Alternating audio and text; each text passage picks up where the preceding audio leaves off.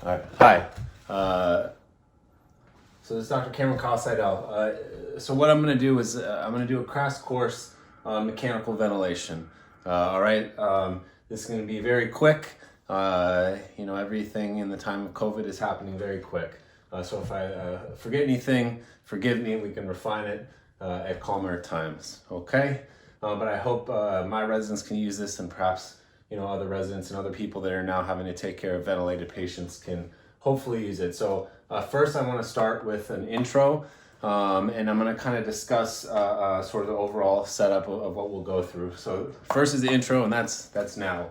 So we're going to talk about naming vent modes. I know it can be very confusing, so hopefully that will give you sort of a broad overview of why things are named what they are. When you hear all these different names, you'll understand it. So we're going to talk about sort of naming and nomenclature, okay? And then, I've thought about how to organize this kind of teaching. Mechanical ventilation can be very, very complicated.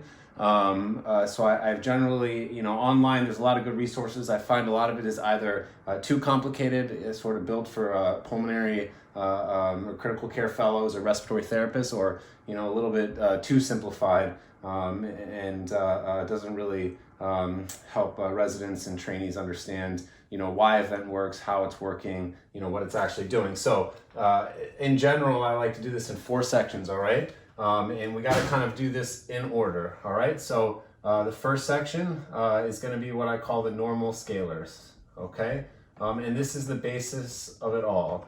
So scalars are just a fancy word for waveform. So really what we're going to do is just, we're just going to talk about what the normal waveforms of a generally healthy lung, if you were to put me on the vent right now and paralyze me, would look like, okay? But this is the basis for everything, all right? Because you have to understand what the normal scalars look like in order to understand what abnormal ones look like, okay? So these are literally the waveforms you're looking at when you're looking at the vent, okay?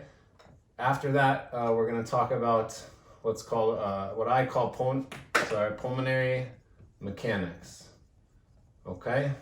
And within that, I'm not a person who loves equations, but something called the equation of motion, okay? And it's very important, so try to stick with it. But it basically helps describe, all the physiology of the lung, and will help you understand what's going on, okay? After that, third one, we're going to talk about the patient-ventilator interaction. And, I'll do these modules in this order, and I'll try to release them. But eventually we'll get to that, okay? And so this is very important. Every time you have someone on a vent, you have to understand that there are actually 2 ventilators present. And this was what Dr. Nader Habashi kind of reiterated it. He's a pulmonary critical care trained who runs the trauma ICU at shock trauma, but he always says that there's always 2 ventilators, and really it's very important, one in the patient's mind and one that we're controlling. And at some point you have to understand what the interaction is between them, all right? And then after that, what I call sort of manipulation or priority, or your priorities, okay? That is to say, after we understand what the normal scalars are, we understand what the pulmonary mechanics in front of us are, we start to understand what the patient-ventilator interaction is that we're looking at, then we decide what we want. And then we make decisions about, what are our priorities, all right? How are we going to manipulate this patient-ventilator interaction? And this is very important that every time you have someone on a vent, there's always a give and take. So for example, when we put someone on a vent, the benefit is hopefully they don't die from whatever process of respiratory failure they were going into. The downside is that you are now doing the work for them in many cases, and so there's risks of their diaphragm weakening. If you're heavily sedating them, then you're messing with their sleep-wake cycle, increasing delirium, everything like that. So everything is a question of priority, and we'll talk about that when we talk about in this last section about what our priorities are for this patient. It depends on the pathophysiologic process that you are currently dealing with. For example, sometimes,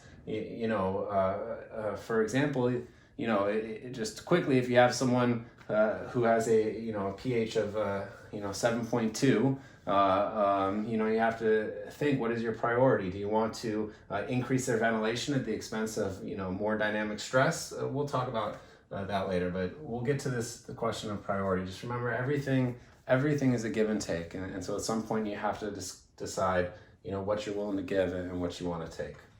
Okay, so this is generally what the outline will look like. I lost the eraser here.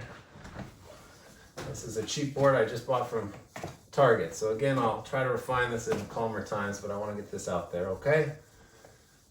All right, so let's talk about the intro. We're going to talk about naming, and there's a lot of different names when you hear, you might hear, pressure control, assist control, volume control, APRV, SIMV, PRVC, people say CMV, something called NAVA. There's a lot of things. So what are these actual names? For the most part, leaving aside, APRV, which is also sort of TCAF, leaving all that aside and NAVA and these sort of fancy ones, generally what the name is telling you are two things, all right? And that is what your control variable is, all right? And what your breathing pattern is. All right, and that's really it, okay? The control variable is the way in which flow is going into the patient's lungs. So the whole point of putting someone on a ventilator is we need flow to get into the patient's lungs. And so this is the variable by which this is being done, okay? And generally, for the most part, we'll keep this a little bit simple and say that the control variable, for the most part, on the main ventilatory modes that you will see are either pressure or volume, okay? Pressure or volume. All right, and then the breathing pattern is how the patient is breathing, and generally comes in three broad categories, okay?